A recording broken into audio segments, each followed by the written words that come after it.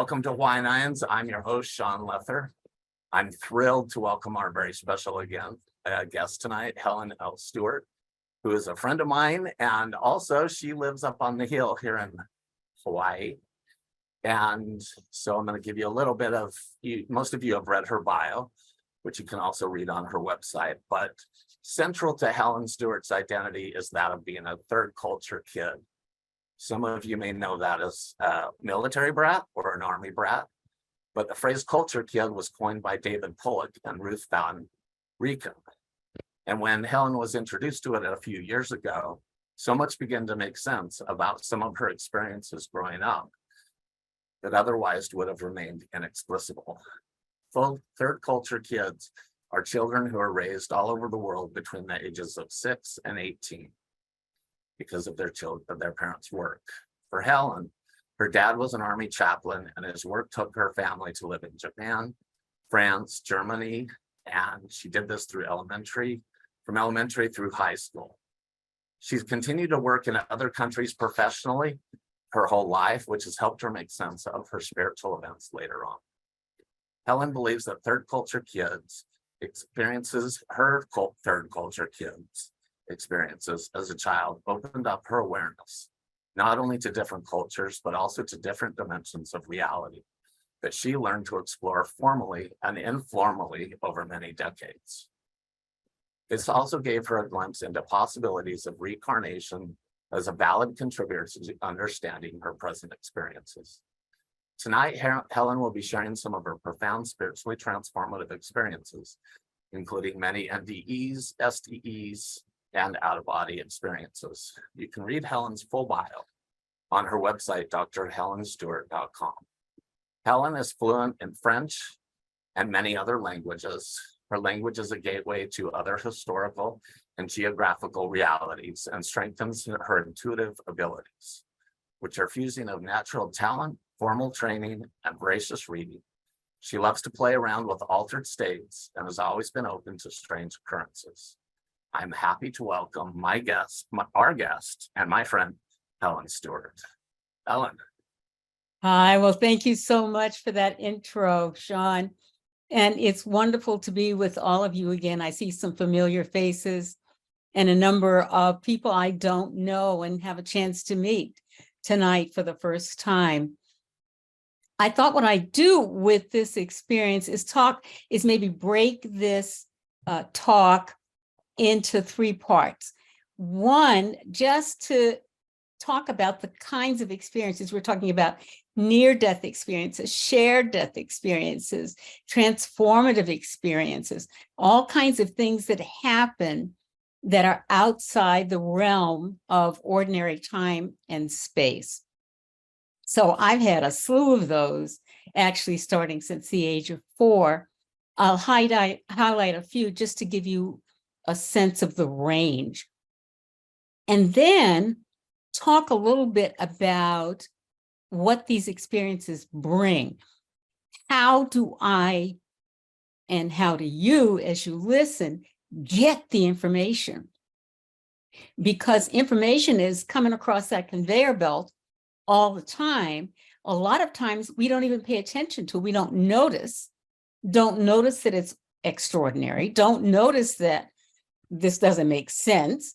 If I'm driving along a road and all of a sudden smell cat litter, that doesn't make sense. But it turns out that was an important clue that helped keep me safe on the road. So we'll talk about not only the experience itself, but how the experience presents itself to the inner senses and to the physical body. And then the last part of it we'll look at, and then make sure we have time for Q&A, is to talk about how we create such experiences on demand. I have spent a lot of time focused on applications of intuition to business and life. And I think that intuition is, a liberal art, that it's not anything weird, it's not anything strange, that we're all born with it. Some people can do a lube and oil better than others for a car. but everybody can learn how to do it. And I want to at least open up some tools that you can use to make you more present for these transformative, enlightening, important communications and experiences. And so the one that we'll start with, and like I'll tell some stories. The one that Shaun mentioned, and the one that's at the beginning of my book, I wasn't aware of this. My mom is the one who told me about this. In the 50s, you had to get your tonsils out because that was the way you protected against polio. And so when I had my tonsils out, we were living in Japan at the time. I'm a third culture kid. My dad was stationed in Korea and then Japan. We were in Japan, and when I got my tonsils out, everything was fine, except that when I came out of the anesthesia, I could only speak French. Who knows? We're in Japan. I'm 10 years old. We'd never been to France. I'd never studied French. And all of a sudden, they're apparently running around the hospital trying to find somebody to speak French to me during the recovery process. That's one kind of, it wasn't a near-death experience, but it certainly was an unusual experience. As I was preparing for some writing that I'm doing now, I looked at a journal and discovered that was not the only time that it happened. It seems as if I enjoy creating medical crises and dramas as my gateway to other realms. And so I've had lots of major and minor surgeries, ruptured cysts and knee surgeries and all kinds of things. It seems like that's my favorite way to get either out of my mind, out of my body, or out of my daily reality. Come to find out, that happened again in my 20s. And it was in my journal that my mother told me that I was speaking French again coming out of surgery. It so happened that a few years after that first experience, my dad was stationed in France. I lived in France for 3 years and went to high school in France and graduated from high school in France. Didn't learn French fluently then, but went to work for the UN in West Africa, in Francophone West Africa. My French became fluent. So then you go back and you go, wait a minute, is the future calling back to the past about some experience that's going to happen and about which I'm uninformed at the present? How does all of this happen?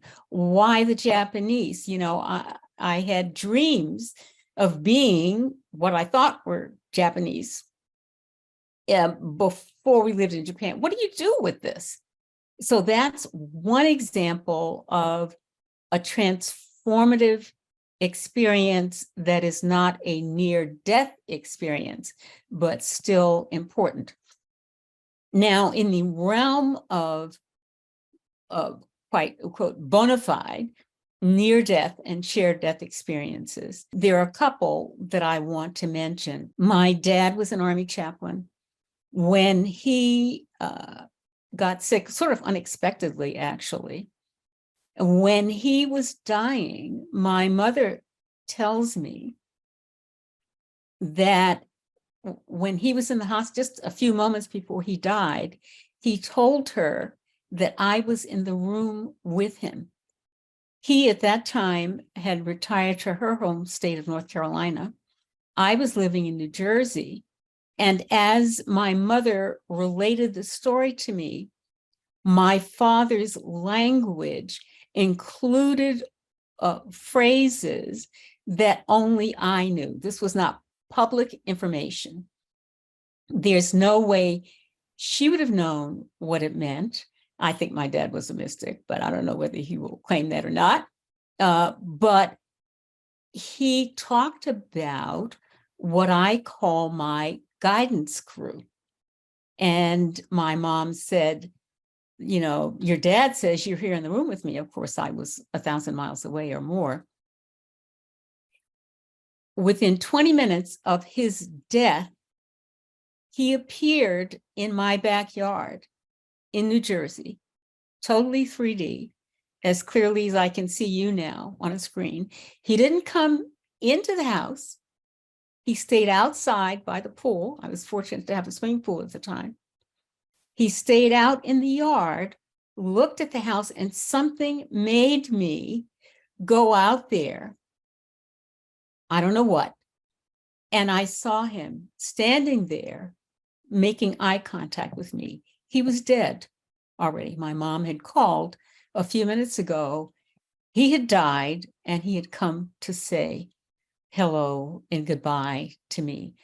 I was so touched. Because I am as woo-woo as you are discovering here tonight, my family didn't quite know what to do with me. So to have him appear and connect with me upon his dying meant more than I can even begin to explain. Another kind of shared death experience we went through. I was in a very long relationship, and my partner went through hospice at home.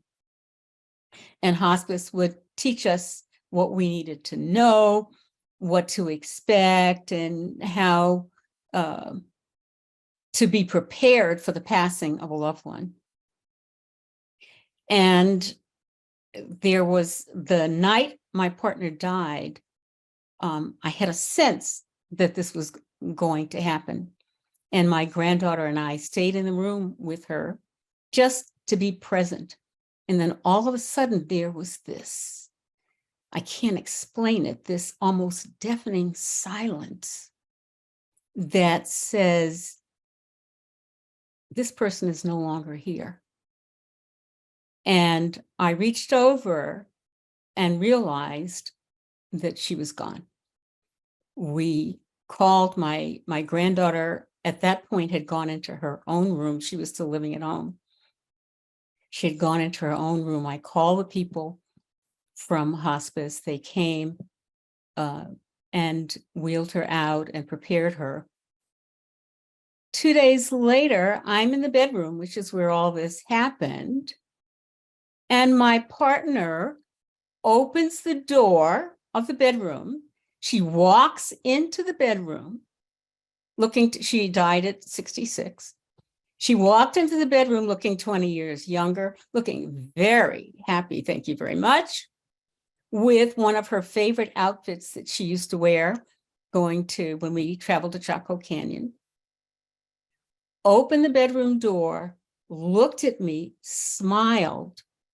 I looked up at her, knowing that she was both, Schrodinger's cat, knowing that she was both dead and alive at the same time.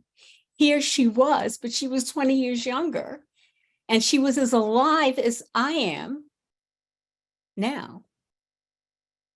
Walked into the bedroom, smiled, looked at me, turned around, and walked out the door. Well, what do you do with this? What tools do we have to, one, notice? Is it possible that she could have walked through the door and I didn't see her? Is it possible that she walked through a door and thought she was somewhere else instead of that? I mean, I don't know what to do with all of that, except that in that moment, our realities met and crossed. I don't know where she was, inside or outside of space and time. But in that moment, we connected with such ease and love and completion and understanding. And I didn't even think it was weird. I smiled, she walked out, and I went on about my business. I talked to my granddaughter a little bit later, who was, of course, devastated because this was her mom who had just died. She was raised by her. What do you say? What do you do? Where do we put this information? I was so fortunate to be open to such an experience. Now, there are other kinds of stories, events as well. There's one, and it's not, I'll talk my own near-death experience in a minute, but there's another one that happened, and I'm not sure what kind of state I would call this, whether it's a waking dream, a lucid dream, some sense of being between worlds, perhaps. I'm not even sure if it was day or night. But I remember being a young Native American boy who was going through some kind of initiation ceremony. And in my journals, there's more detail about what part, this was in the US mainland, where it was and what the group was and all of that. None of that's particularly relevant now. But I remember being between lives in a sense, or at least outside of space and time, watching myself be bitten. There's a pit, apparently the group would build a pit with stones around it. And there would be snakes released in that pit. And one of the tests of one's readiness would be to permit oneself to be bitten by the snake and survive the poison. And I was a young adolescent boy, and I did not survive this initiation rite. And yet I saw him.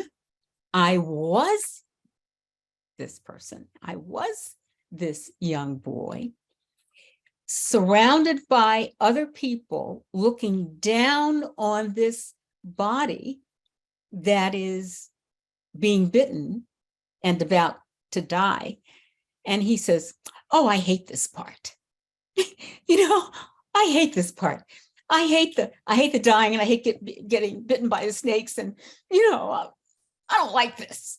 And here he was between lives, and he and I are one. I knew that I was observing my own death, but not in this time as Helen, but in a different time as this Native American boy who sadly, at least in that moment, failed his initiation rite. There was a time when I fancied myself I was going to be a writer. I still am a part of several writing groups. And I decided one day, this was back in Cambridge, Massachusetts, there was in my parents' and my mother's hometown in North Carolina. My dad was from Boston and my mom was from North Carolina.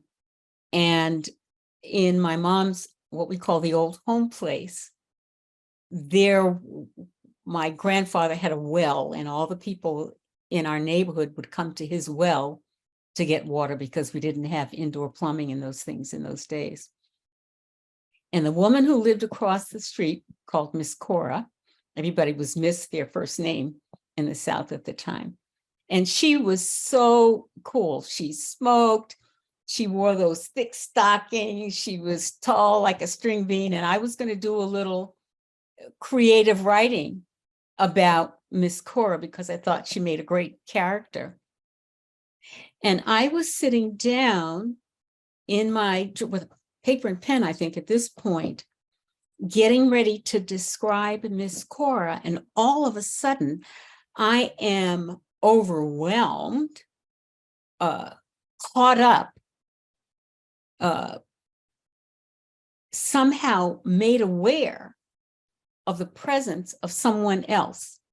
And as I was writing and I was scribbling, this was my great-grandmother, Sally. She said, I was writing about 4 generations of women in the family. She said, my name is Sally, and I'm the first Hampton. You will write about me. You are not going to write about Miss Cora. You're going to write about me. This was my great-grandmother, a different kind of experience, communicating with me some probably 25, 30 years after she passed. Now, my great-grandmother was a slave. She was emancipated at the age of 12. She lived next door to us when my dad was stationed in Korea. We lived in my mom's hometown, so I knew her personally. She was 12 when she was emancipated. I was 12 when she died. I spent some time with her, but we were not close. But for this period of time, my great-grandmother, when I was finding my voice, not only as a writer, but as a metaphysician, really, without having that label for it, she came to me, and suddenly my handwriting changed. I was no longer in control of my penmanship, my language. I found that I would start writing in all caps, and she began to tell me stories about herself, about her children, and about the town in which she lived. So there are some experiences that are corroborable and some that are not. I mean, can I prove that I was this boy who died in this initiation ceremony? There could be a way to find out, but I doubt it. The thing that was interesting about my great-grandmother was that she told me stories about the town that I was later able to corroborate through basic research. This was a 3-community area of North Carolina, and in the mid-19th century, apparently there'd been a huge fire in the town that was called Leakesville at the time. And it was Leakesville, Draper, and Spray, and apparently there was this huge fire. I knew nothing about this. When I knew her, I was a 10, 11-year-old kid. I knew nothing about the history of the town, but as she communicated to me, she gave me information that I later corroborated about this huge fire that hit the town of Leakesville, Draper, and Spray in the 19th century, so that it was her way of saying to me, you can, one, trust that I am who I say I am. You can trust other information that I give you that may not be as easily corroborable. And you and I are going to talk. And because I'm always deadline oriented and late, she did not think I was making enough rapid progress on my manuscript. So she would show up and give me all kinds of information and say, now hurry up. And I'm not going to, she was really a hoot. She would get up and say, look, you better hurry up. I'm not going to hang out here for a long time waiting for you to get your act together. Get on with it. So already just in these stories, I hope you're beginning to see the quantity, variety, quality, styles that spiritually transformative experiences can take. And one continuous element throughout was an element of surprise. I was not expecting to hear from my great-grandmother. My grandmother also showed up later, by the way. They told me all kinds of stuff about the family. But and not only she told me about the family, but she proceeded to tell me about myself. She talked about our family because my dad was a Bostonian and he was one of those Northerners and all that kind of stuff. And she talked about how we would come down to North Carolina and be all snooty, coming to North Carolina. So she read me the riot act as well. And I knew, of course, that part was true. So these are, and I'll give a couple more examples before we talk about the sensations. These are the ways in which unusual experience can be expressed.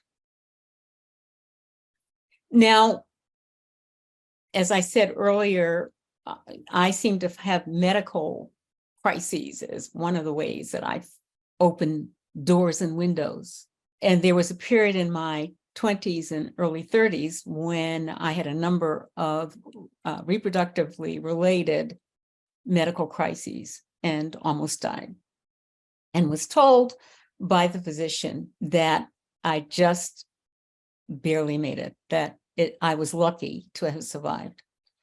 And in those moments, unlike the speaking French, unlike seeing someone who's dead look alive, unlike having my handwriting taken over by a great-grandmother, in this kind of instance, I would find myself looking over my body, and this happened more than once.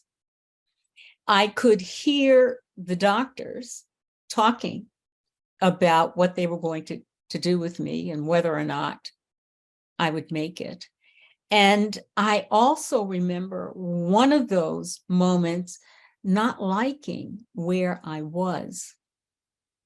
And, a lot of us think, well, we have this near-death experience and it's all sweetness and light and everybody's got the tunnel. Different people have different experiences of approaching death. And I even remember my mother saying to me in the last weeks of her life that she would go someplace. And it's interesting how she talked about it. She said, I would go and I would get almost there, but then I would get scared and come back. And she talked to me about the experience of dying. This is my mother, who thought I was nuts for all my metaphysical things. She would talk about dying and wanting to continue. And she gave me ample warning that she was going to die. She said, these things, these things. And if you go back to, and this time was in California, if you go back to California now, you're just going to have to turn around and come back because I know these things. And she would say, I wanted to go, but I got scared and I came back. And at some point, she kept going and died a few weeks later. So all of these are examples of types of experience. A couple short ones, boy, time flies, geez. A couple short ones because they're a little bit different. And then we'll talk about the sensations. Another relative passed, called me the night before she passed, I think to say goodbye. She said, I love you, but I think she was saying goodbye. And here I was a few weeks later in Paris doing workshops, which I would do there. And this person came to me and said, I'm here. I don't know where here was. She woke me up out of my sleep, out of wherever I was. I know it was night in the 19e arrondissement or wherever it was. And she said, I'm here. Tell him I'm all right.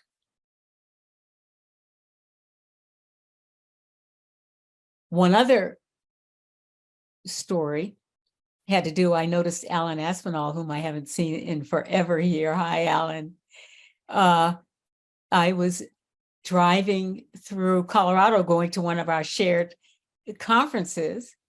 And on this, I think it was I-70, one of these, going up, getting ready to go up the mountain to our little Colorado Seth conference, I would get this overwhelming smell of cat litter.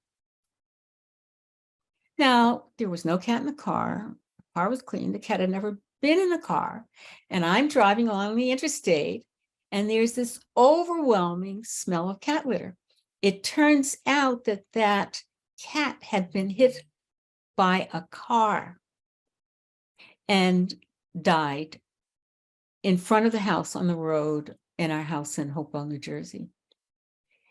And so when I was driving on the road, all of a sudden the smell of cat litter overwhelmed me. And within less than 5 minutes, 5 miles, there was an accident or something happening in front, maybe a deer about to cross the road.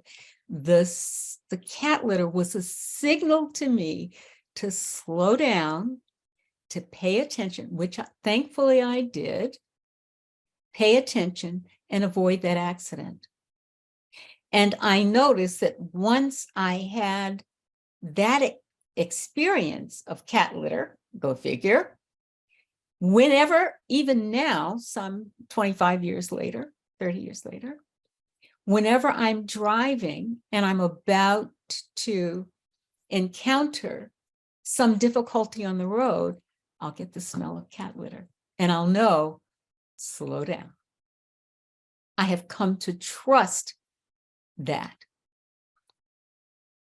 So now I want to segue a little bit to sensations.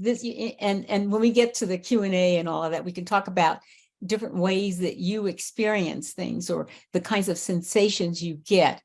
When we're talking about the surgery or my partner's dying or life as a Native American, some of these are their signals, there's information. Sometimes it's sound, sometimes it's a physical sensation, like the cat litter. Sometimes it's noticing a shift in my penmanship or a nudge to do something or look up that I might not have noticed. And I'm getting these signals from the environment saying, pay attention, pay attention. In the early 90s, I worked with 2 physicist friends from the UK, Mike and Alex, and we used to do what we called, there was this thought form project, and we would do ESP experiments with each other once a week. At the time, Mike was living in Harrogate in north of England, Alex was in London, and I was in Santa Fe, New Mexico. And we would get together once a week at an assigned time, and each of us had a protocol, informal protocol of sending information for 5 minutes. Each would send for 5 minutes and the others would receive and write down what we got. We did this for a couple of years and had some phenomenal results. One of the things I began to notice, and I think it was on a Monday, for my time, it was on a Monday afternoon. One of the things I began to notice as I would start to keep track of these experiences with Mike and Alex was that I would get physical sensation that would tell me Mike had logged on and was already present. And I would get a different sensation that told me that Alex had logged on. So I would get a kind of, I know this sounds weird, but I'm among friends. I would get this kind of throbbing, not quite a headache, but a throbbing across the top of my head. And I would just write down and come to find out, say we were going to meet at 1 o'clock, that Mike had logged on at 2 minutes to 1, and we would all keep track of our time. And I would start getting this throbbing. If Alex came in slightly later and he came in at 1:01 or 12:59 or whatever it was, I would get a different kind of sensation. And it was almost like a little tingling. It's not chills that I get from people who are no longer alive in this time, but there was something, and I could tell, and we could tell when each of us was there, because we were paying attention to signals in the environment that were trying to tell us something. I don't know if you ever saw the movie The Color Purple, where Suge sings, God's trying to tell you something. Well, Mike and Alex were trying to tell me something. They were saying, I'm here. And we kept track of those records and had some most remarkable hits. We had remarkable experiences, and maybe later during the Q&A, if anybody's interested, I can talk a little bit more about how that worked and how we set up those exercises. The first thing that I would say for me, and I would invite you to pay attention to, is how are you receiving information? How do you know that something unusual is going on? I would get the chills whenever I do readings for people, and I don't call myself a medium, but I do get information from people who have passed, and from our perspective.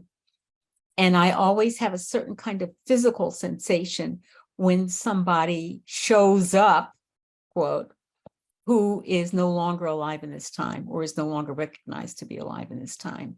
It's a certain kind, it's not a coldness, but I can't explain it, but it's a chill. But it's once that happens, it's like the cat litter. Once that happens, the signal persists and is consistent for every other similar circumstance after that.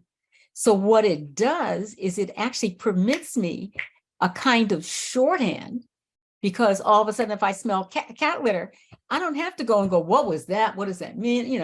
I know, pay attention to the road. If I'm feeling that and I'm doing this, if I'm feeling that around my arms, I know that there's somebody, I'm doing a reading for somebody who's in the room with me, but there's somebody else showing up who's not in the room with me. I have no clue who they are, but I know there is a presence. Then I don't have to go and ask a whole bunch of questions. I get the physical sensation, and I will say something like, there's somebody around. I may get an initial. I may get what they look like. Who knows what'll come.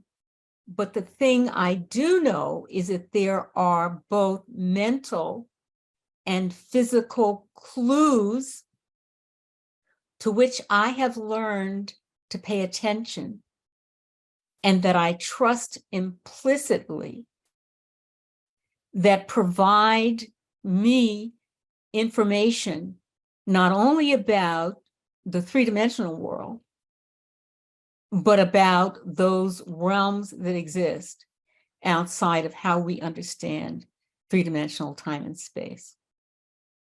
I am as certain of those clues. I am told by people with whom I work that what I tell them has meaning. What do I know? It has no meaning to me. I'll just give them what I get. And I've learned not to edit, and I've learned to trust. So one of the things I would invite you to do is pay attention to these little clues that you might get. For example, when I do readings for people, and I know, and I do a lot with business readings, we can talk about that later. I do a lot with businesses, or have done, that there is a certain kind of throbbing across the top of the head that signals to me that the company is going through logistical issues, or the individual is going through certain kinds of logistical issues of what I call daily life. I may get a different sensation in a different part of the body that tells me, one universal one is a feeling of being stabbed in the back, having to do with betrayal, for example. That's one that seems to cut across a lot of cultures. Or throbbing or a weight on one shoulder or the other, which has to do with excess responsibility. So I'm getting language cues, I'm getting physical sensations, I'm getting color. Sometimes when I was in Peru, I saw colors that I've never seen before since. When we were in Machu Picchu, and it's almost like a kaleidoscope of color. There's a stone up in Machu Picchu where I don't know, we noticed that our clock stopped and the compasses didn't work and all kinds of things were going on there.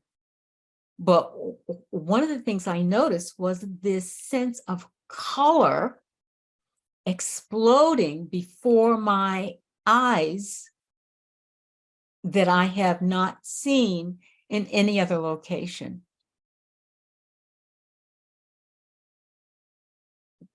These occurrences, it was a transformative experience. I can't begin to tell you.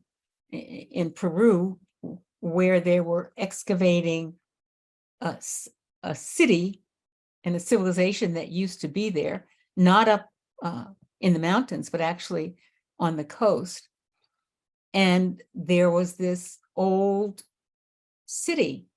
And I found myself stopping in the middle going, not only do I know this place, but those were my rooms. Those were my rooms. Who was I? My rooms. Those are my rooms over there. I lived there in that place. So there's color, there's feeling, there's sounds. I get a lot with sounds. I don't know why. I'm very interested in sound. And so a lot of times there will be sounds that trigger my attention and my awareness. There's one other story. A friend of mine was driving me to Monterey to meet with one of my mentors who's now passed. And we were driving down, I don't know, 101 or one of the roads there in the Bay Area going down toward Monterey.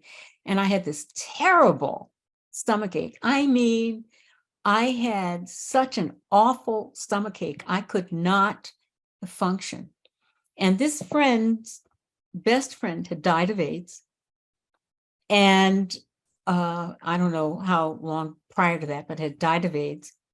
We had not communicated. I had not been talking about the metaphysical stuff with them. It was a different kind of friendship and relationship. And all of a sudden I was doubled over. I could not continue on the road. And so my friend stopped the car, pulled over to the side of the road somewhere. And the place we pulled over was the very building where her friend who had died of AIDS used to work. And then it's like, how do you, of all the juke joints in the world, how do you show up at this place, pull over? Once we stopped and there was some clear indication that Roger was around, the stomach pains went away. And so I kind of laughed and later asked, like, did you have to be so dramatic? And his response was, well, sometimes you just don't pay attention. I couldn't get your attention any other way. Until I had to just make you sick so you'd stop. Our bodies, senses, minds, hearts, compassion, legs, hair, teeth, you name it, will give us 24/7 clues to the fullness of reality and the varieties of spiritual experience, if we only trust ourselves to pay attention. When my mom died and there were some legal issues, and I was having to consider what I would do about these legal issues, and I was going to do something, I can't remember what it was, but she was not happy. I was sitting in the room with myself, I think I was just by myself in my office in California, and all of a sudden a photograph of my mother, 8x10 photograph of my mother, sitting on top of a file cabinet like the one you can't see here. I understand the Japanese say, the vase jumped up and fell on the floor. This photograph somehow jumped up, nothing was going on, no wind, no motion, no nothing, and landed flat on the floor and cracked. And it was like, okay, I guess I'll leave that alone. I'm not going to touch it. How do photographs pick themselves up and throw themselves on the floor? So I invite you to listen, to notice, to write things down, to pay attention to the replication of experience and trust that, and then create your own dictionary. Now, one other thing that I want to say before we shift, because there are tools. I know, Shaun, you're supposed to tell me when I've gone on too long. One other thing I want to say is that I believe that we are and can be in charge of our experience. So the fear need not be a factor in holding us back from these extraordinary experiences. That we get to control that experience. We get to say, it's like my little thing with Roger, like, Roger, did you have to make me feel so bad? Well, you weren't paying attention. When I lived in San Francisco, in this house on Missouri Street, all of a sudden I look up, I'm doing my little work, and there's this woman at turn of the 20th century clothes with her hair up in a bun, walking down my hall in the middle of the night. And I'm going, what? I'm a night owl. Walking down, and I'm going, excuse me? And I was not comfortable with her presence in my space. So what I said to her was, first of all, who are you? What are you doing here? But what I said to her was, you know what? I don't mind sharing space with you. And I'm actually happy to talk with you, but I just don't want to see you. Like that, she disappeared. We continued to have, it turns out she was Russian. We had a conversation. She told me her story, all of that, but I never had to see her again. I believe in a safe universe. I believe, and it is a belief, but it is also my experience, that we have the tools to shape our experience of extraordinary things and ordinary things, that we participate in our reality creation, that we help shape our own and the worlds of those with whom we live and about whom we care. And so if there is something that makes me uncomfortable, I get to say, I don't want to do it that way. I don't want to have a stomach ache. I don't want to see you. I'm happy to talk with you, but I don't want to see you. Somebody else, when my partner comes in the room, I was thrilled to see her. Thrilled and to see her so vibrant and vital and alive. One situation said, yes, more, that's fine. Another situation said, are you kidding? Go play in traffic. You get, and I believe we get, to control that experience. So now let's take in this last. You know what, Helen, before we go, yes, I would like you to talk about how many times, don't need to list them all, how many times have you been told you only have a couple of months to live? Because I don't think everybody here knows how, that you defy all odds and how much of a fighter you are.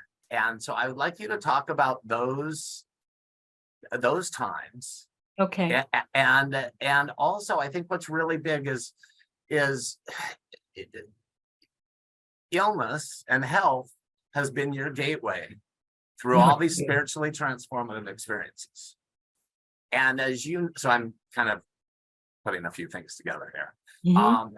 But as you know, there's a lot of people in the spiritual metaphysical community that think, oh, you're not vibrating at the right phrase or, height or whatever, and if you would just think better thoughts and vibrate higher, you wouldn't have any illness. So I'm kind of doing a few things together, but I think it's important for everybody to know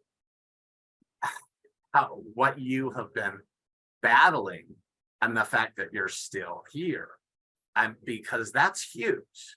Most people don't survive. And so if you could talk about that first. Okay. Thanks, Shaun. The first actually came in utero because my mom was told that if she had me, she'd die. So that her pregnancy with me was infused with fear the entire time. It turns out she later said I was a very easy baby to have and there were no problems. But I was born in fear, and it was a fear of annihilation. I was aware, and there were stories about whether or not I was switched to birth, and there's, especially when she was upset with me, she decided I belonged to somebody else. But I looked too much like my family. She couldn't quite get rid of me that fast. So from literally the time before I was born, my time on the planet was kind of iffy. I knew from the age of 4 that I was from somewhere else. I had these experiences in Japan and other places with surgeries and almost died. I had some kind of blood disease in my teens when I was at university, and I was actually going to classes from the infirmary because I was so sick, and I was told I had 2 years to live at 18. I will be 80 in 3 weeks. I was diagnosed in 2015 with stage 4 cancer and given at the outset no more than about 2 months to live.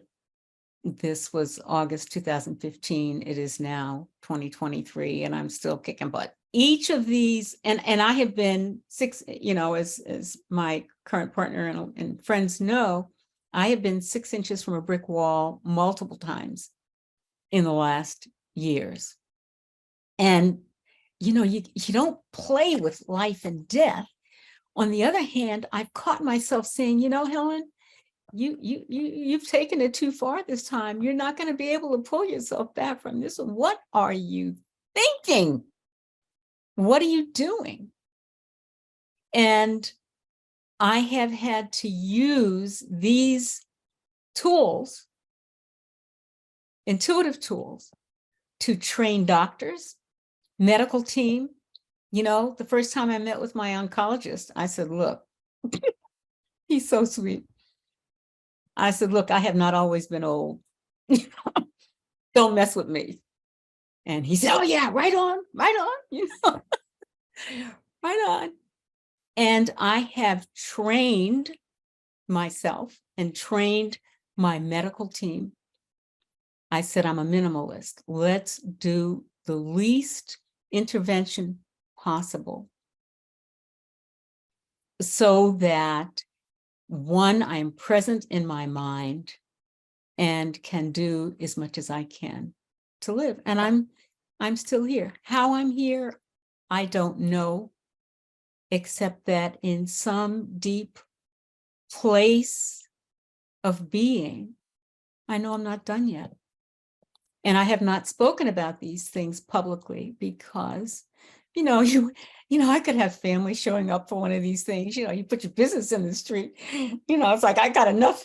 As I told a friend, I've come out of enough closets. Now Shaun is telling me to come out the medical closet today. I've been out so many closets. I don't think I have any left. But in each of those moments, I have had to one, ask the question, do you want to be here? Are you done yet? And take responsibility for agency in some way with regard to my leaving, staying, being here healthy, being here unhealthy. Would I put my partners on the call tonight, would I put other people through while I have these extraordinary experiences? Not necessarily conscious choosing. I'm not consciously choosing to suffer and be near death 76 times. I'm clear about that. But I also cannot shy away from the gifts we are given as conscious beings in participating in the creation of our own reality. It is a co-creation. It is a collaborative experience.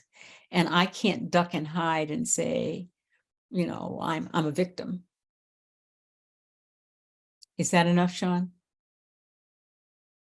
Yeah, so maybe a few tools. You already said. Yeah, let's talk about tools. But a few tools that you do when you're dealing with doctors. I mean, you've already said a few. Yeah. How are you using your intuition to know what to do especially when it comes to something so serious? So often, one of the things I've learned to do is trust not only my gut, but my body. If somebody prescribes a medicine for me that does not feel right, I will either say no up front based on intuitive information. I will try it. There's a drug that I'm taking now that I would not take a few years ago. And it turns out it was a wise decision, because had I taken it then, I would have to be off it now when I really need it now. So I've had to trust my judgment. My oncological team and my primary care physicians actually make me their little poster child, and they have all the new residents come and talk to me and teach the residents what it's like to work with a weird patient like me. That is a part of it. So one, you're like, you know, I guess I'm an intensity freak. I mean, you literally we all do. We put our lives on the line every day in support of our beliefs about ourselves and the world. And I believe in good intention. I believe that when people screw up, they do it starting from a place of good intention. And that it is my job to find that place of good intention. And one of the reasons language is so important to me, and being able to have learned other languages, is that I've got to find the language that has meaning to the other. I can't just stay in my little cave when I talk to the doctor, I have got to come up with argumentation that suits that doctor's allopathic Western worldview. And so now what they say to me is, Helen, would you consider trying this? Would you consider doing this? And I say, yeah, I'll consider that. I'll go in and I'll say, this, I'm not feeling so good on this medicine anymore. You got something else for me? You want to try something?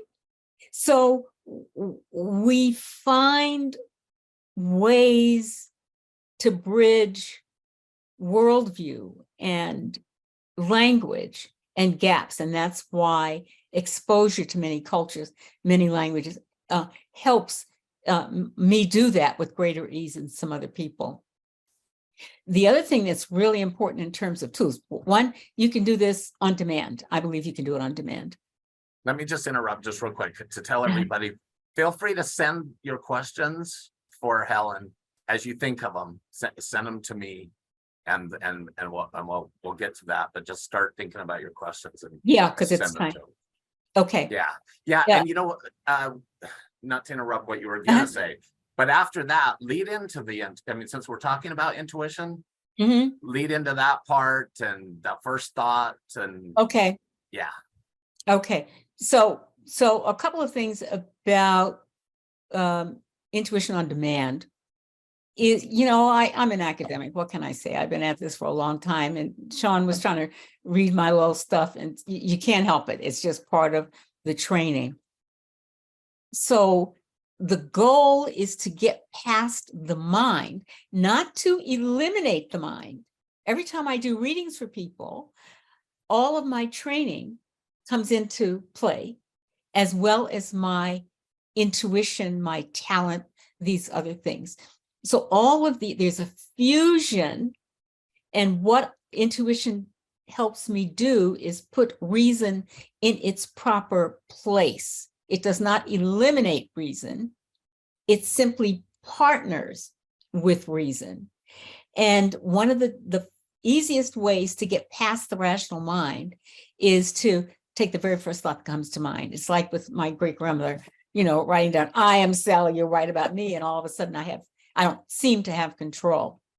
So you take the first thought that comes to mind. And in order to take that first thought, it is a skill to frame good questions. I think framing questions appropriately is important. There are some questions that are open-ended that help me get around my rational mind. One of those questions is, what is the one thing I need to know in order to solve this problem, resolve this situation, deal with this medical issue, go into that meeting next week? What is the one thing I need to know? And you don't analyze. You have a pen, and I like using pen and paper, even though I love technology too. I love having a little notepad, and I scribble. And you put the pen down and you just start scribbling as fast as you can, so that the rational mind doesn't have a chance to get in there and make you think. And you do that. I say, my little catchphrase for the book is 7 seconds or less. 7 seconds is way too long. A nanosecond is enough for you to start getting the answer to the question. So frame an open-ended question. What's the one thing I need to know? Who's going to be there? What is it that I'm missing, forgetting? Tell me something about this person I couldn't otherwise know. Those are questions that permit the intuition to start happening. Trust that, and then lead in a conversation, say with somebody else, with this information. The other thing you can do is, instead of assuming or saying, I have this intuition that you are blah, blah, blah, blah, blah. And I, like massage therapists who feel they must give you a massage even if you don't want one. They're intuitives who've got to go up there and give you information even if you don't want it. one of the things you can do is ask somebody, how you doing? It's a fabulous, simple question. How are you doing? And be prepared to listen deeply to that. Another thing you can do besides paying attention to your physical sensations, you can seed a dream. Tonight, I will dream about this conundrum I'm facing at work. I keep getting into trouble with this coworker and I don't know what's going on.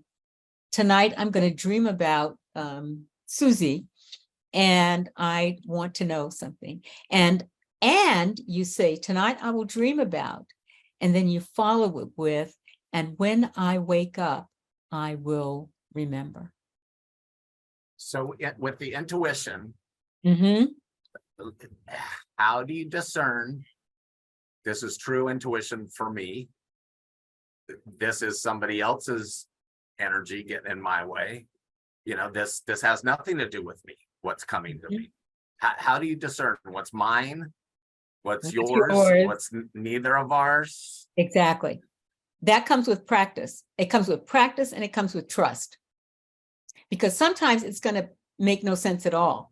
And I often think that the less sense it makes, the closer you are to being in the realm of the intuitive. Because why else would this show up? So discernment is key. And so you can ask yourself, for example, you just had a fight with your partner and you go to work and you bring that fight to work. You want to be conscious that you've just left a difficult situation and you may be treating people at work differently. Pay attention. How you doing? Notice your own, pay attention to your own emotions. Talk to them. I'm 60s, acknowledge them. If I believe in this, I remember working with a business client and I had a dream and I knew the dream was for both of us, that it was about the client, but it was also about me. And so what I did was I sent in my written communication to the client, I said, I had this dream, I don't know what it means. I know it has meaning to me. Perhaps it has meaning to you as well. And he wrote back and said, yes, it has meaning for me as well. So in these realms, you can get multi-layered, multifaceted information. So one phrase can serve a whole lot of different purposes. Okay, so here's actually a good question to go along with this. And basically what she's asking about is a lot of people have knee-jerk reactions versus the intuition. And so a lot of people, they don't filter, the thought comes through, they act on it without realizing that's not necessarily intuition or spirit. It might be ego or something. So how? Oh, thank you for that. I think one of the greatest gifts to consciousness, to human consciousness and sentient beings is the breath, one breath. Don't count to 10, Sesame Street, count to 4, take a deep breath and count to 4. Take one deep breath before you speak.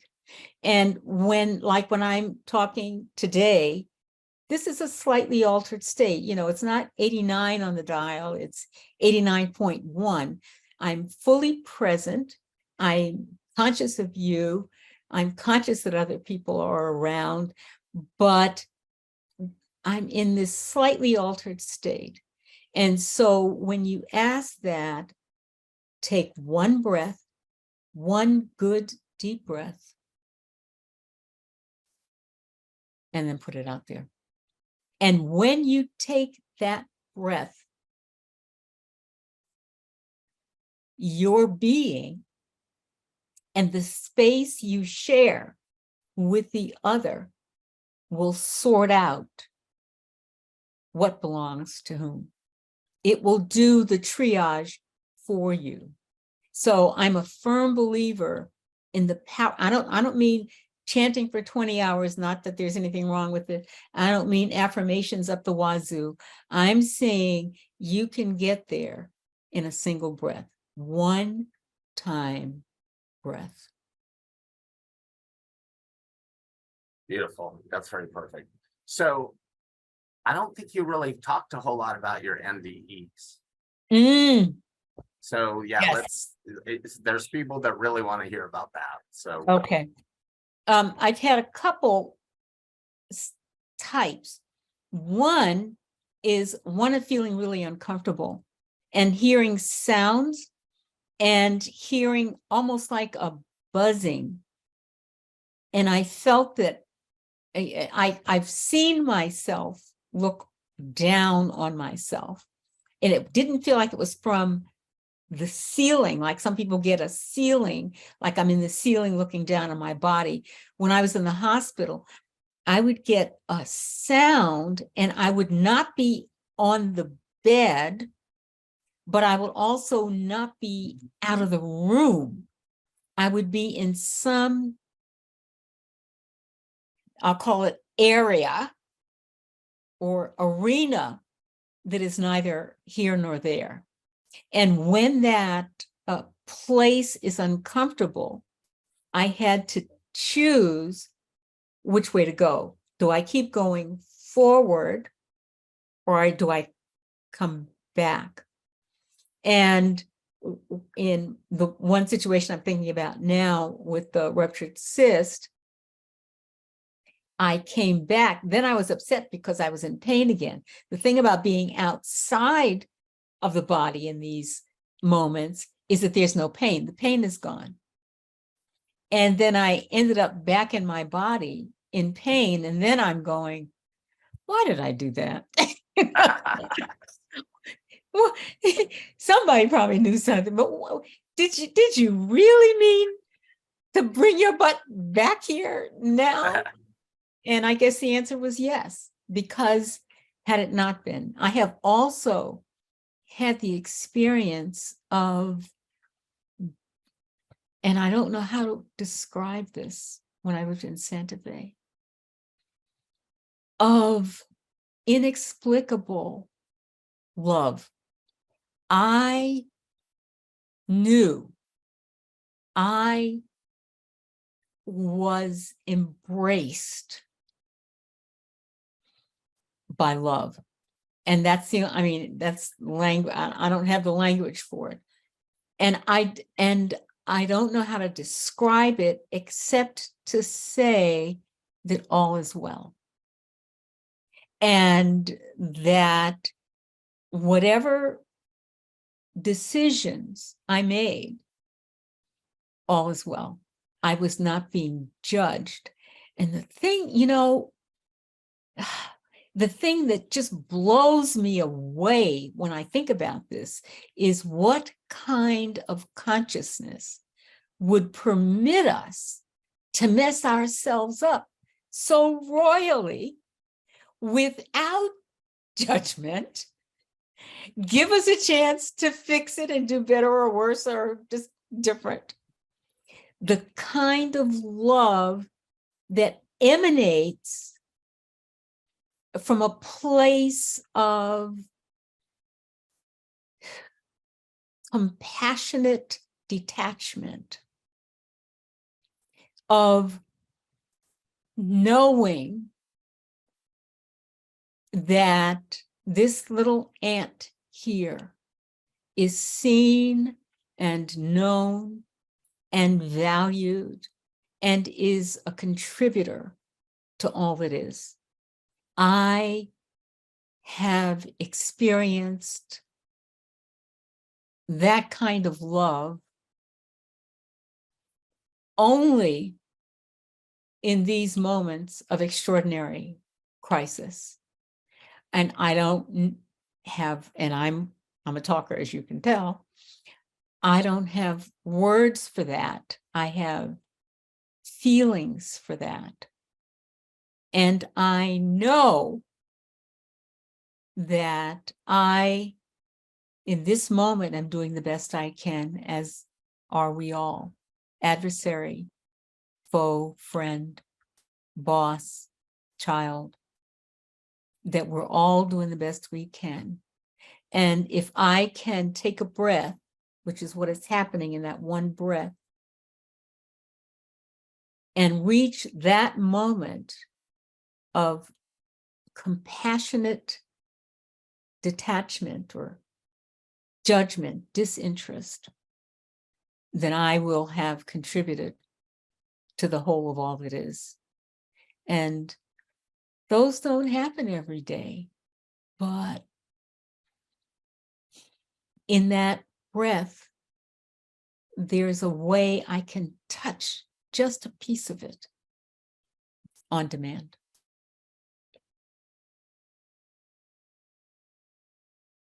Beautiful. Okay, got lots of questions. So in Grits to Granola, are you going to be writing about all of these experiences? About, yeah, some of them. Yeah. I will. Grits is, so, you know, I'm a political person too. I'm not just a metaphysics, you know, I'm a Gemini, I'm a little crazy, but I'll be talking about what it's like from the perspective of a Black woman in America and in the world, a citizen of the world, and some of our politics. And in the granola part, what it is that binds us together, all consciousness.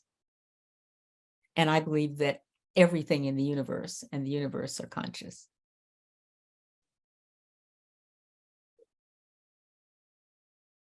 Well, lots of people want to hear more about your experiences, and I'm putting everything together. What do you think about pre-birth planning?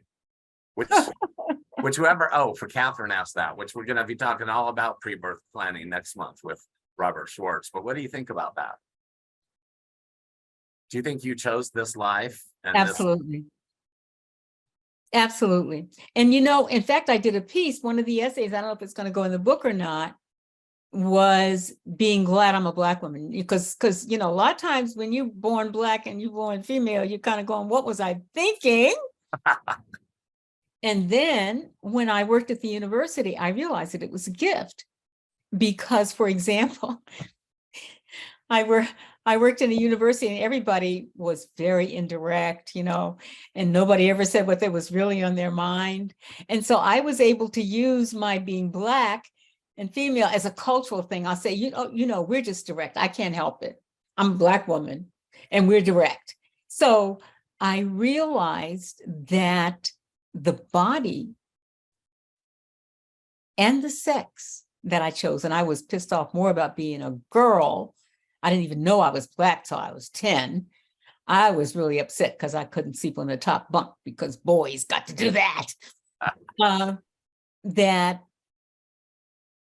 my being born in this body permitted me an awareness that I might not have reached if I'd been born in a different body. My family was sort of middle class. I got a classical education. You've read the bio, you know, to have parents, both parents go to college in the 30s, being a Black American, to me to go to Brandeis and Harvard and all the stuff I've done. You know, I'm not an ordinary person in that way. I think I was groomed to be a snob, you know. I was going to be a this and a that and a college. Well, I had my little comeuppance in the world, and I was offered all of these experiences to learn about the rest of the world, and learning about it from the perspective of a Black woman for whom returning to the United States was depressing after years abroad, and then coming to embrace this country that I love. I think I chose all that stuff before I was born. Okay, so I'm going to combine two together. So somebody from our sharing group who has heard you talk about that, you've talked about we are here in our bodies, and something about not being all focused on trying to get out of our body. Oh, do you remember talking about that? Yeah. And then also to add to that, what is the purpose of our physical existence here? Mm-hmm. What is the best way to grow spiritually, in your opinion? Yeah, let's take the first part and remind me of the second if I forget. The first part is something that really struck me when we were doing hospice at home. One of the hospice workers reminded me, it takes 9 months to get in a body. It takes a long time to get in a body. Why are you assuming it's a piece of cake to get out of it? And I thought, I never thought of that. When I see people struggle, one of my mentors, who was a deep metaphysical teacher, had the same kind of struggle leaving her body that, quote, ordinary folks do. And I was going like, wow, Lisa, you? And she said, I would find just like my mom said, I would find myself getting there. And then I go, oh, nope, I'm back. So getting into the body takes a bit of work. And I think getting out of the body takes a bit of work. And that we are in these bodies because they give us the opportunity to feel certain aspects with intensity and to take other aspects of reality at a distance. It would be hard for me to focus on daily life and the physical body and the understanding of the physical body with this intensity if I were kind of all over the place and not really in it. So pain teaches me, pleasure teaches me, tinglings, chills, whatever it is, teaches me. And being in a physical body helps frame a moment of experience. Now, I also believe in my particular worldview that even though I'm in this body in this time, I can dart in and out of this body all the time, and I do. That's a particular a belief system that I have based on my own reading, so that I can be as wise and as clunky in the same moment. I can be smart and I can't find my way out of a paper bag. Both are simultaneously true. It just depends on where my focus is at the time. Okay, so then the other question is, what is the purpose of our physical existence here? What is the best way to grow spiritually, in your opinion? I don't know that I would define that for anyone else, so I'll stick to me. Being in the body gives me time to hand feed my little zebra dove out there on the lanai. And the picture that's my background here for Zoom is a picture I took out near Hawaii Kai. And to see the beauty of the sunset, I remember in New Jersey sitting in the hot tub watching the fireflies dart in and out in the summer.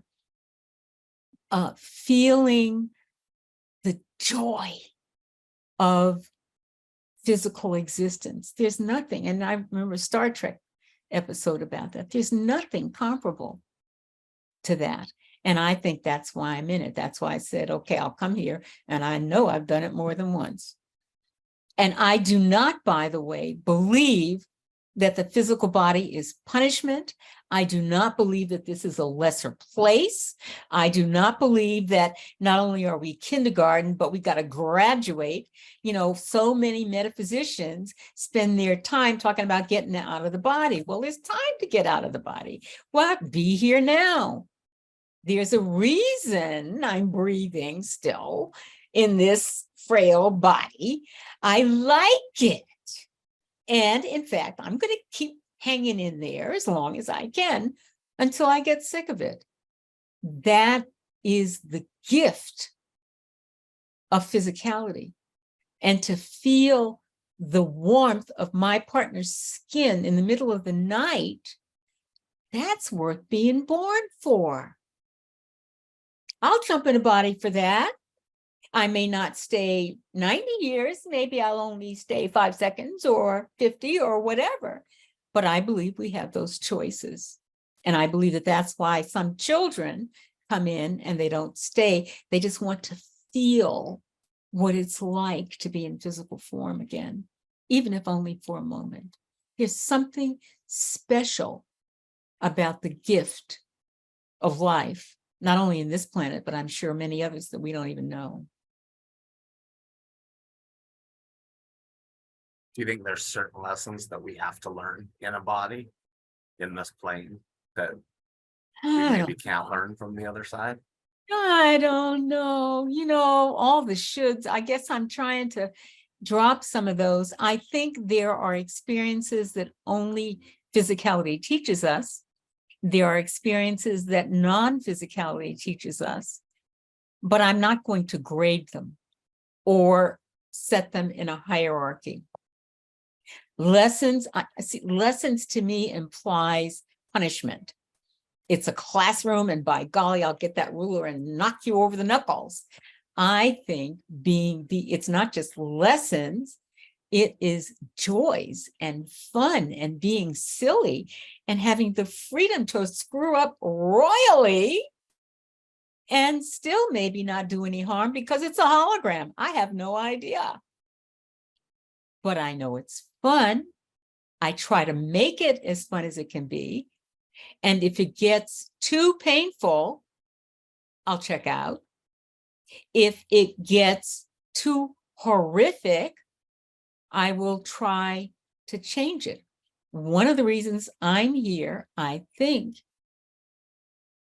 is to find, as a Black woman in America, to find that place where we meet as a citizen of the world. I want to belong to the entire planet and the universe. And I refuse to assume dominion over any other life form. You know, this is kind of off topic, but I'm going to ask it because I'm sure people wonder, is it harder to be a Black woman in America than in Europe, France, and Germany, would you say, and all the other places that you've lived? It depends on the era. For example, I was in Europe. I was in Europe and Africa at the end of the post-colonial era, and there was a time when Europeans were just enamored with Americans and everything was fine. I have also been in Europe where I have been turned away from restaurants and called names and all of that. So both are true. You have to, for me, I have had to learn to embrace being American, because I didn't know, since I spent all those years away, I didn't know the rules and I was always screwing up. I have had to learn the gifts of being American, sometimes against my will. I just laugh because I don't see you following anybody's rules but your own. I think my parents would agree with you.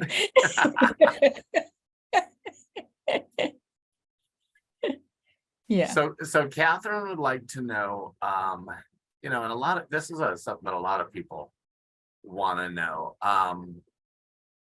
Do you believe that when people die tragically, that they're already out of their body before it happens, so that they don't feel the pain?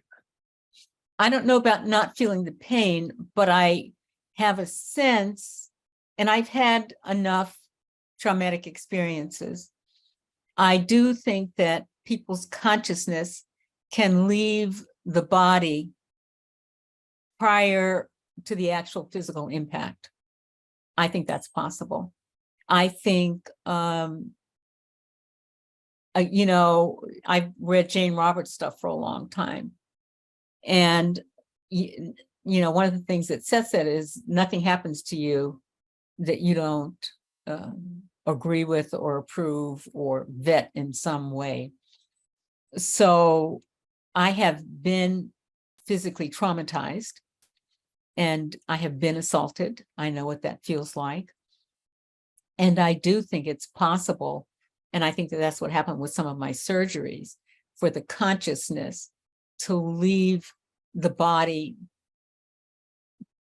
prior, who knows what prior is, but to leave the body and sit somewhere else. In fact, I think that the purpose and the result of dissociative identity disorder in patients who have considered trauma is that they go to some other part of that larger self, shows up to help them out and get them through whatever this current trauma is, that we will check out. And I have had the feeling of checking back into a body that is full of pain, but while I was out of it, not feeling pain. Yeah. My mother actually did that. She would check out. She couldn't handle things, or if the trauma was too much, she would check out. The problem is other beings sometimes came in to handle it. Well, up. Other beings came in. Remember the thing about we get to control our experience. Yeah. It is belief. It's just like voodoo. If you believe in it, it works. If you don't believe in it, it doesn't work. Right. And there are people who believe in a sinful self. There are people who believe that others have more power than they. That's a part of the problem, the difficulty of the white supremacist movement, that they actually believe that the other has more power than they do. I don't subscribe to that. Very important. I think we get to choose our adventure. Yes. Without judgment and blame. Ultimate creators. Mm-hmm. So you do readings, even though you say Yeah. you're not a medium. You do do readings. I'm semi-retired. I've been retired for a long time, but I do occasional consults. Yeah. Yeah. And what I do, I work with the name.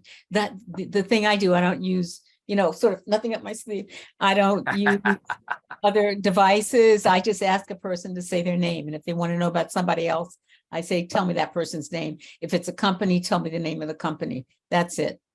Yeah. Pretty straightforward. And so when the spirits come to you, do they have messages for the people that you're with, or do you get that very often? Yes. When I first learned how to do what's called conscious channeling, part of the training is you learn who your guides are and you distinguish them, and they have names, and I had a specialty, I had a health one, and I had a tight ass professor, and I had all these different folks. And I don't know, 15 years ago, 20 years ago, I stopped worrying about who it was. I assumed the guidance was good. I assumed that some of those people who are part of my crew are alive now. Some of them have passed over. Some of them were never reincarnated, but I am not the conductor of that experience.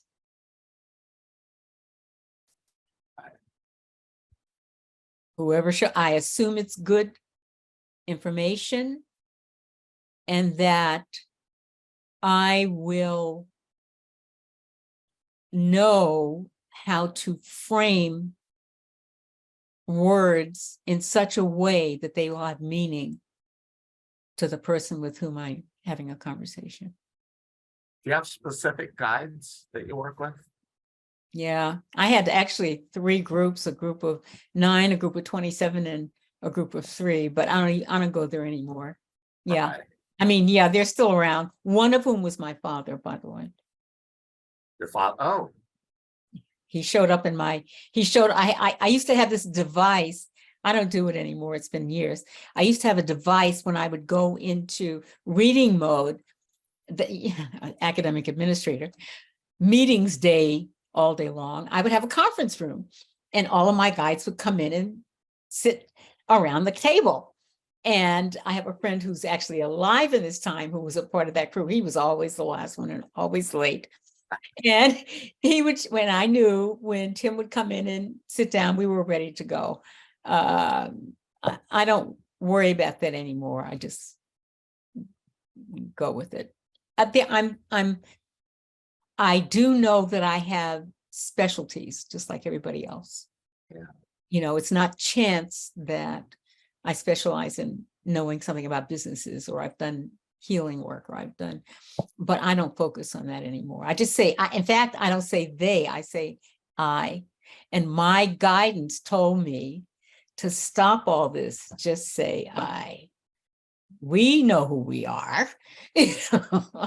You're not plagiarizing. you know, just say, this is what I get. Right. Yeah. This is what I get. Is it all of them? Probably, but So hopefully everybody here has read her bio and sees that she's been a dean at all the major colleges or worked and taught everywhere. Those are not places for woo-woo people. no kidding. And I mean, you're literally the top of the top universities and all there with, how do you balance that? Not easily. I went to one, I took a job as a academic vice president, and I knew within 20 minutes that another executive was out to get rid of the president. I knew as soon as I stepped foot on the campus. What do you do with that information? You sit on it. At some point, I remember trying to give a heads up to our mutual boss, and he didn't want to hear it, and I just sat back. It took 2.5 years to unfold. And eventually, the board told our boss, you fire him or we'll fire you. So, you just have to sit with it. To sit with it. Wow. Or the other thing that happened, because I had a little ad out when I was doing my little psychic thing and I was teaching metaphysical classes, I put a little ad in the Princeton paper that I was teaching a little course on metaphysics. And we had a unionized faculty. The head of the union put my little ad in the mailbox of all the faculty members on campus that I was a psychic, Well, it backfired. It turned out that people thought it was kind of cool. It didn't work. That's awesome. What do you do?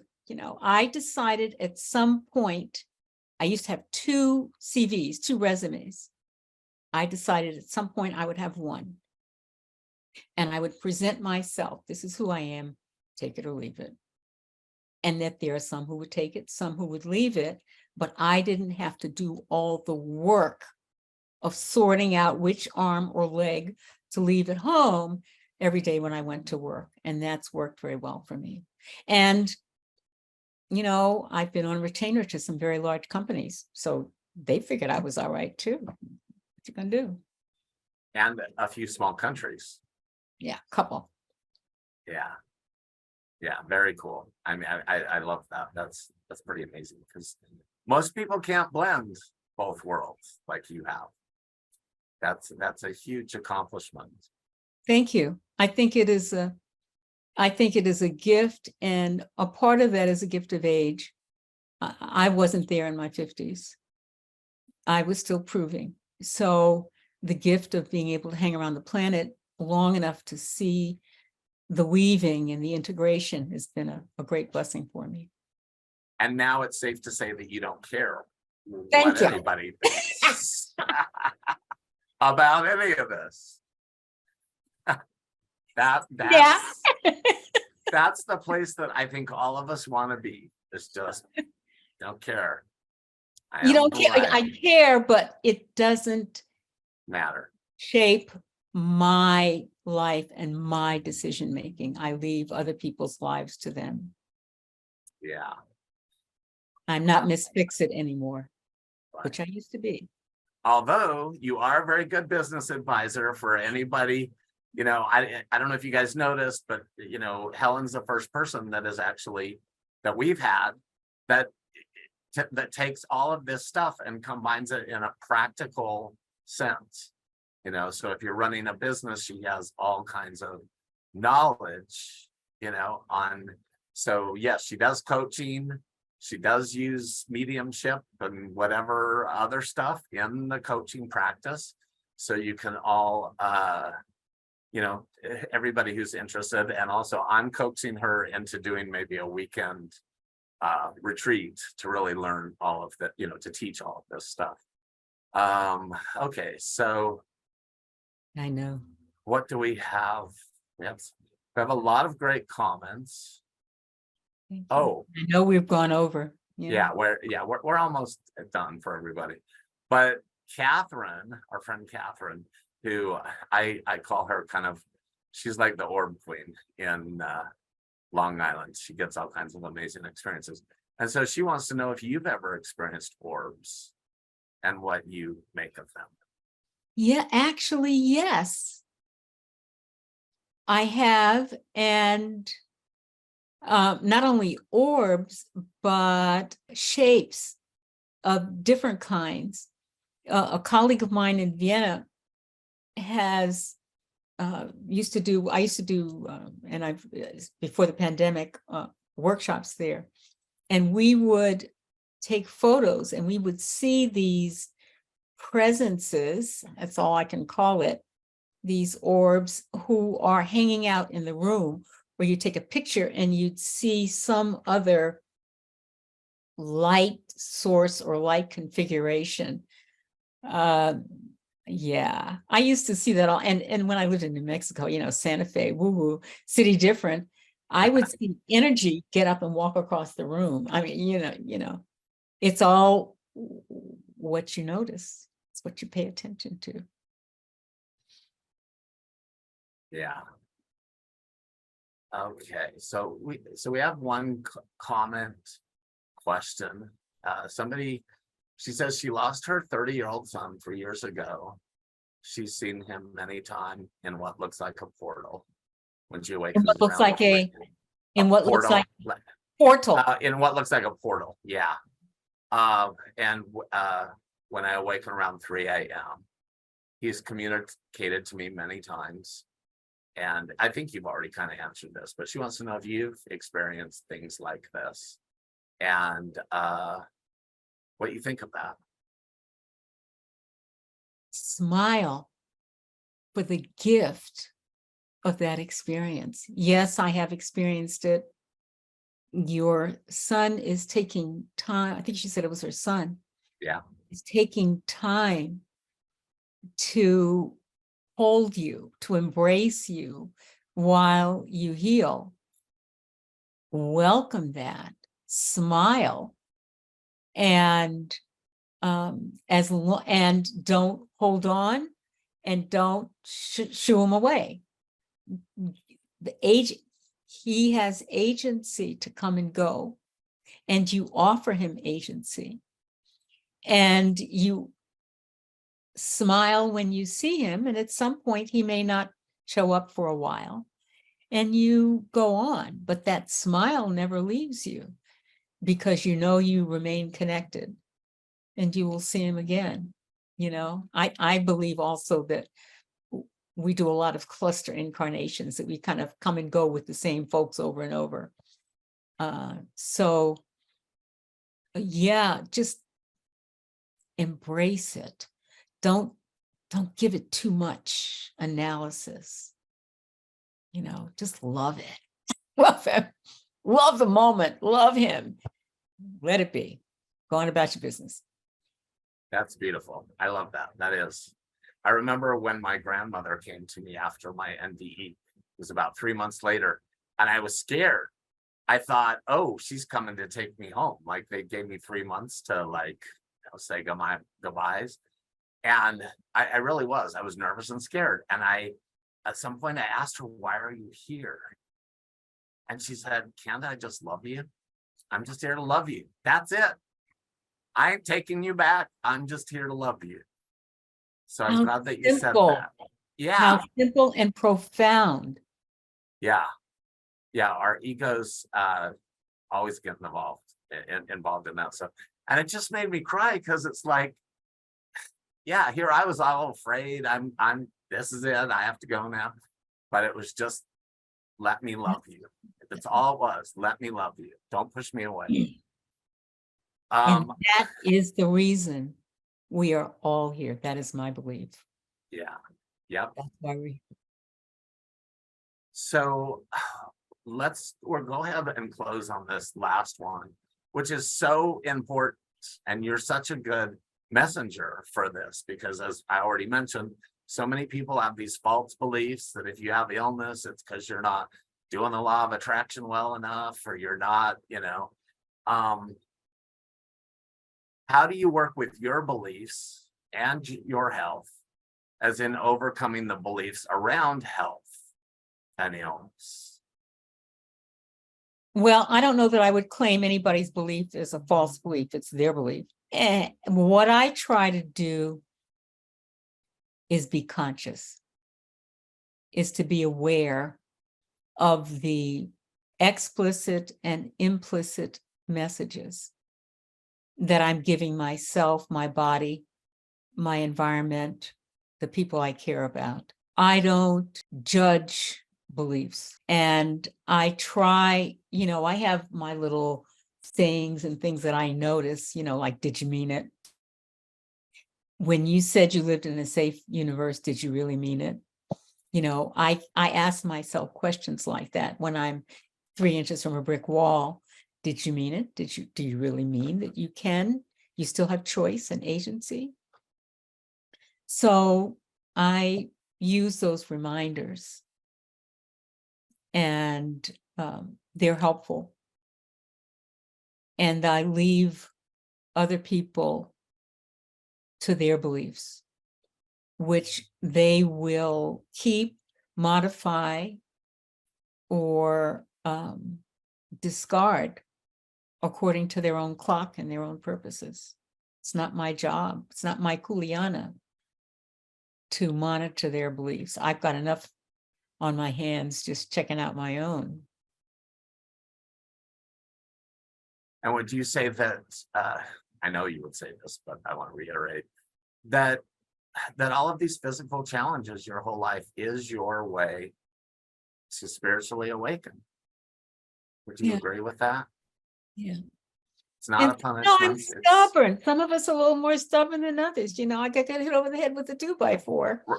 Exactly. People get it with a whisper, but right. I need a 2x4. So, all right, we'll give you another 2x4. Exactly. Some of us are definitely more stubborn. That is I'm perfect. One of those. But clearly you've been listening, and that's the other thing is, even when we're listening, we're still going to have these challenges. As long as we're in a body, there's going to be stuff happening. And I think that's just the real important message here is, so many people think heal your thoughts, heal your body, and you're completely fine. Ram Dass had a major stroke, and, he died of complications from that. And some of our greatest leaders, our spiritual leaders, have died with health. Even Yogananda had health issues. And so I just think it's important for the people that are struggling with health issues to remember these are not punishments, they're opportunities. They're not punishments, and we have agency. It doesn't mean we blame ourselves. We have to be careful on the other end. Yeah. Because I've heard people say that, oh, you're sick. What did you do to get sick? Your fault. Bad.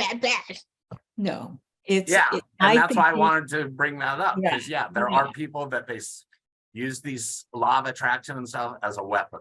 It's a weapon. No. Yeah. It's just an opportunity for expression, for self-expression. Yes. And it's whatever we do or don't do contributes to the whole.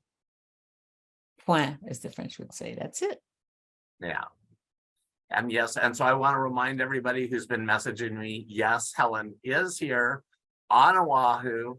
And also she does take clients, she not a lot, but if somebody, is interested in consultations, especially if you're looking at running your business. And Helen, I'll let you do the final thought. I just want to remember. No. Hold it just 1 second. Hi. Someone at your door. So yes, she does do, if you have a business, I would really recommend Helen, because she has so much knowledge, on running a business and how to use your intuition and your guides and so forth in doing that. But of course, you don't have to have a business to contact her. And is there any final questions while we're waiting for her to come back that you guys want me to ask her? Any other what's your final thoughts, Helen, that you would like What's the most important thoughts that you would like people to take with? Gratitude. Thank you for taking the time. Thank you for showing up. Thank you for hanging out and for being open to this kind of discussion. You know, it warms my heart to feel welcome. And, you know, I have not always felt welcomed in my life, even at home. So thank you. Thank you. And as you know, you're an important part of our family. And I'm so glad that we got to meet. Yeah. And Helen is at almost every one of our sharing groups. And, you know, so if you guys have more questions for Helen, you can, of course, go to her website or come to our sharing groups, or you can also message on the Facebook video, the live that we put in there. You can put your questions in there and Helen can answer them. So thank you so much, Helen. Thank you. And Thanks thank for you, inviting everybody who came and all your wonderful questions. me. I really, it was been a great night, and hopefully we'll see everybody at our sharing group on May 16th. And then with Robert Schwartz with Your Soul's Plan. And I think he's written 6 other books at least since then. So we will see you all then. Until then, have a wonderful night and aloha. Aloha. Thank you.